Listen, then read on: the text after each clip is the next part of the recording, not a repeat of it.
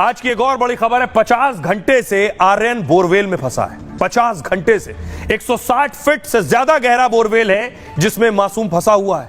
इसे बचाने के लिए कोशिशें 50 घंटे से ज्यादा से जारी है। तस्वीर आप देख रहे हैं, कितनी जेसीबी और पोकलेन लगाई गई है बचाने के लिए मासूम को, आर्यन को। खुदाई में लगी हुई है 1 2 3 4 5 6 7 8 9 जेसीबी और ये मशीनें लगी हुई हैं। बोरवेल के समानांतर गड्ढा खोदा जा रहा है जिससे उसे निकाला जा सके और 50 घंटे बीत चुके हैं। इसके अलावा देखिए, रेस्क्यू में एनडीआरएफ की टीम लगी हुई है।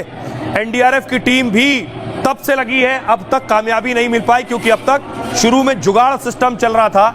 स्थानीय प्रशासन उस जुगाड़ के जरिए निकालने की कोशिश कर रहा था।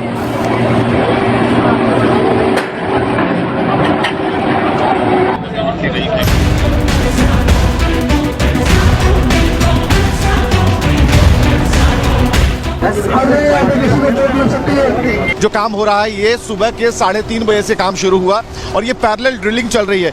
50 घंटे बीत चुके हैं लेकिन अभी तक 200 से अच्छी खबर नहीं आई। कई देसी जुगाड़ फेल हो गए। अब जेसीबी, पोकलेन जैसे हाईटेक मशीनों ने मोर्चा संभाला है। ये देखिए, यहाँ पर जो ट्रैक्टर है उससे मिट्टी को हटाने का भी काम जारी है क्योंकि काफी यहाँ से मिट्टी निकलेगी। तो कोशिश ये की जा रही है कि अब हर विकल्प पे ध्यान दिया जाए और आप देख पा रहे हैं कि मशीनें लगी हुई है। 5 साल के मासूम आर्यन को बचाने की हर कोशिश हो रही है।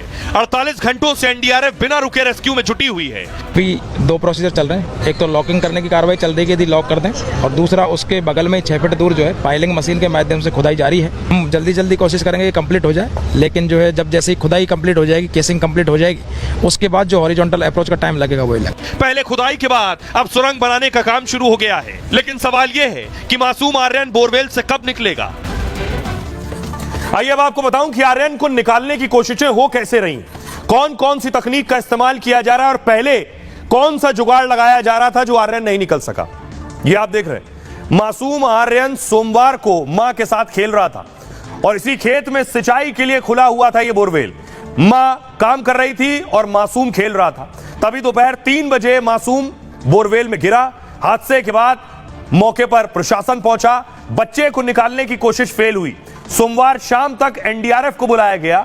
मंगलवार रात तक देसी जुगाड़ से रेस्क्यू किया जा रहा था। ये देसी जुगाड़ आप देख रहे हैं, इस तरह से डाला जा रहा था, रस्सी और वायर, और बच्चे को ऐसे खींच के निकालने की कोशिश थी जो कामयाब नहीं हुए। 6 देसी जुगाड़ रेस्क्यू में फेल हो गए।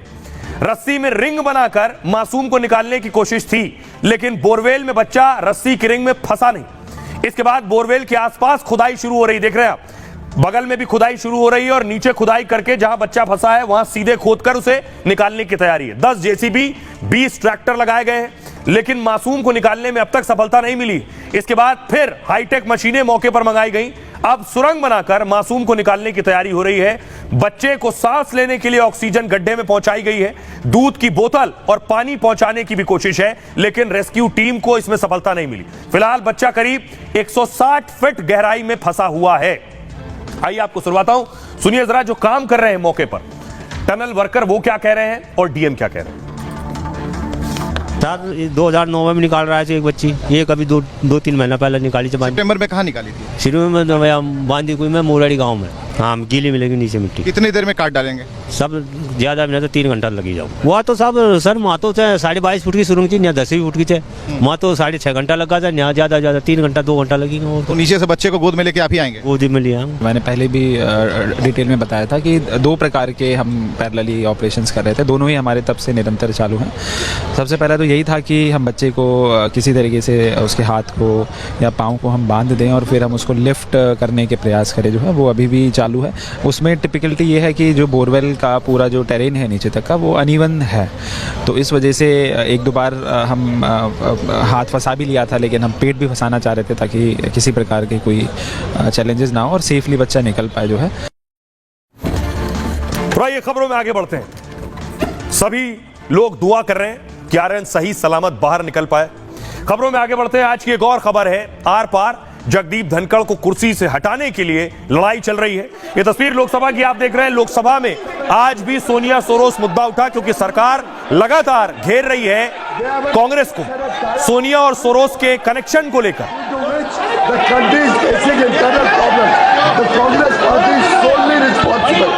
for this situation. अब दूसरी तरफ कोशिश यह है विपक्ष की कि जगदीप धनखड़ के मुद्दे पर किसी तरह सरकार को घेरा जाए, क्योंकि सोनिया सोरोस के मुद्दे पर कांग्रेस घिरी हुई है। संसद ठप है, सत्ता पक्ष और विपक्ष आमने सामने है।